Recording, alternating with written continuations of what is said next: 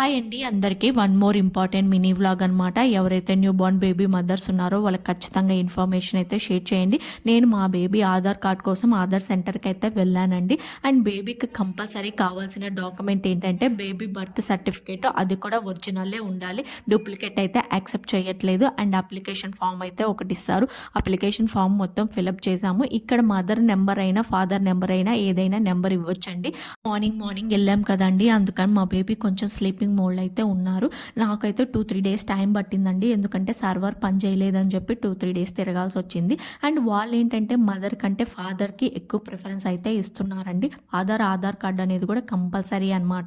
ఇంకా baby photo దిగాలన్నప్పుడు నేను ఇలా కూర్చొని బేబీని హైలైట్ చేసి ఫోటో అయితే దిగామన్నమాట. ఇంకా ఫాదర్ అనే వాళ్ళు కంపల్సరీ అని చెప్పాను కదండి, చూడండి కళ్ళు అనేవి ఫాదర్వే చెక్ చేస్తున్నారు, థంబ్నెయిల్ ఫాదర్దే చూస్తున్నారు.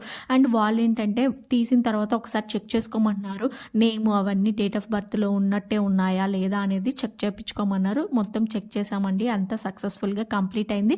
ఇలా అప్లికేషన్ ఫిల్ చేసి వచ్చామండి. ఐ హోప్ ఇన్ఫర్మేషన్ యూస్ఫుల్గా ఉంటుంది అనుకున్నా. వీడియో నచ్చితే లైక్ చేసి ఫాలో అవ్వండి. Thanks for watching.